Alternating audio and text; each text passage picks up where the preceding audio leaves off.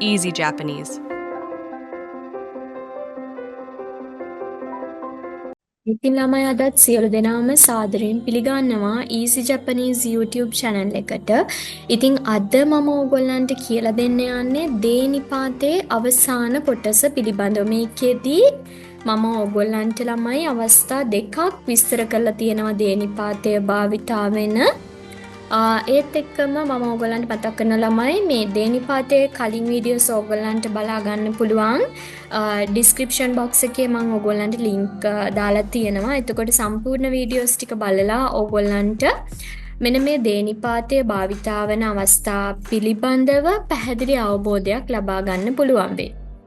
ඉතින් මේ වීඩියෝ එකෙන් මම ඔයගොල්ලන්ට කියලා දෙන්න යන්නේ අපි මොනවා හරි යම්කිසි භාෂාවකින් කතා කරනවා කියලා කියනකොට ඒ භාෂාවට පස්සේ අපි දේනිපාතය භාවිතා කරනවා.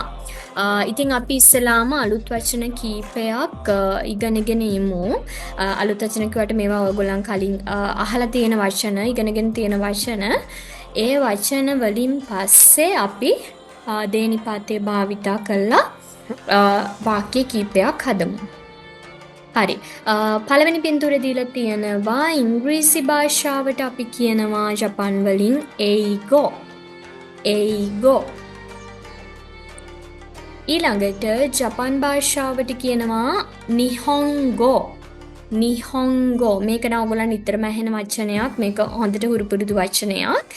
ඊළඟට තුන්වෙනි පින්තූරේ දීලා තියෙනවා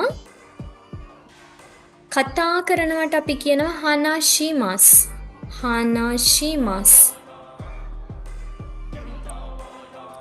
ඊළඟට මේ පින්තූරේ මම ඔයගොල්ලන්ට දීලා තියෙනවා වාක්‍ය විදියට ඉංග්‍රීසි භාෂාවෙන් නැත්නම් ඉංග්‍රීසි වලින් කතා කරනවා කියලා. දැන් මම ඔයගොල්ලන්ට කිව්වා ළමයි මුලදිත් මතක් කරා යම් භාෂාවකින් කතා කරනවා කිව්වහම ඒ භාෂාවට පස්සේ දේනිපාතය භාවිතා කරනවා. ඉතින් දැන්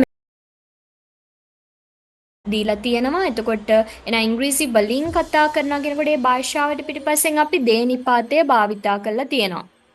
ඒයි ගොද්දේ හනාශිමස්. ඒයි ගොද්දේ හනාශිමස්. ඉංග්‍රීසි වලින් කතා කරනවා. නේ? ඒයි ගොද්දේ හනාශිමස්. හරි. ඊට පස්සේ තව දෙයක් මම ඔයගොල්ලන්ට කියන්න කැමති. මේකේ වානිපාතය සම්බන්ධ වෙලා නෑ ළමයි. ඇයි කිව්වොත් මේකේ කතෘ කෙනෙක් නැහැ. මේ ක්‍රියාව කරන්නේ කවුද කියලා සඳහන් වෙලා නැති නිසා තමයි වානිපාතය නැත්තේ. නේ අපිට මේ වාක්‍ය මෙන්න මේ විදිහට හදන්නත් පුළුවන්. දැන් උදාහරණයක් විදිහට යමද මහත්මයා ඉංග්‍රීසි වලින් කතා කරනවා. නැත්නම් ඉංග්‍රීසි භාෂාවෙන් කතා කරනවා. එතකොට අපි කොහොමද මේ වාක්‍ය හදාගන්නේ? යමදා සංවා ඒගොදේ හනාශිමස්. යමදා සංවා ඒගොදේ හනාශිමස්. අන්න එතනදි වානිපාතේ භාවිතා වෙලා තියෙනවා. ඇයි මෙන්න මේ ක්‍රියාව කරන කතෘ කෙනෙක් ඉන්න නිසා ළමයි. ඉතින් මේ දෙකේ වෙනස තමයි මම ඔයගොල්ලන්ට පැහැදිලි කරේ.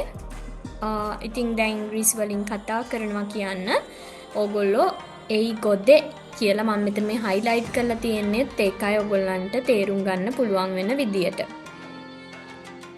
හරි. ඊළඟට ජපන් භාෂාවෙන් කතා කරනවා කියනකොට නිහොන්ගොදේ හනාශිමස්.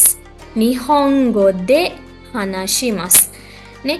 නිහොන්ගෝ කියන්නේ ජපන් භාෂාව. අපි කතා කරන්නේ ජපන් වලින්. එහෙනම් යාට පස්සේ දේනිපාතය මෙතන භාවිතා වෙලා තියෙනවා. ඊට පස්සේ දෙවනි තවත් අවස්ථාවක් මේ වීඩියෝ එකේ දෙවනි අවස්ථාව විදියට මම අරගෙන තියෙනවා යම් සිදුවීමකට මූලික වෙන හේතුවක් පැවසීමේදී එම හේතුවට පසුව දේනිපාතය භාවිතා කරනු ලබයි. නේ?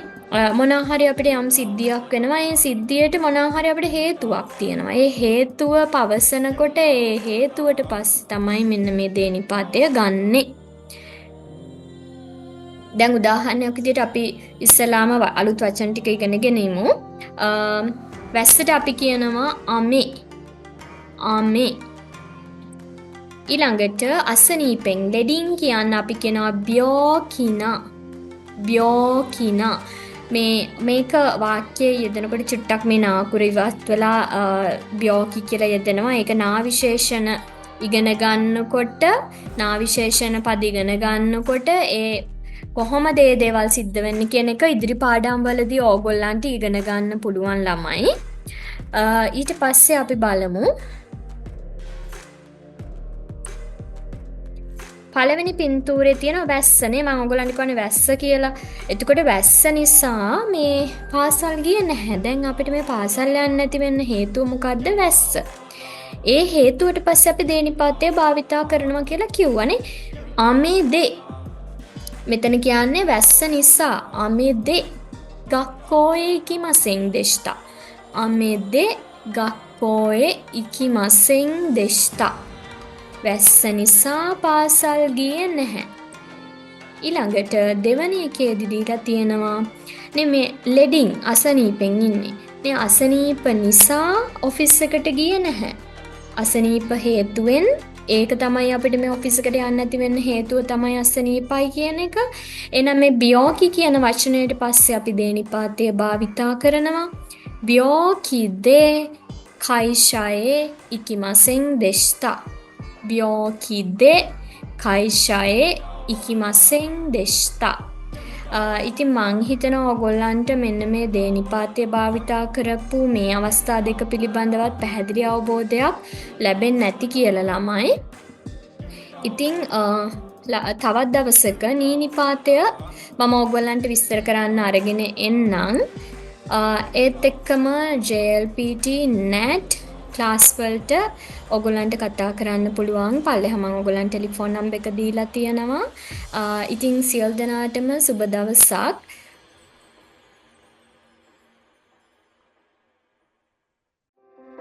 Easy Japanese.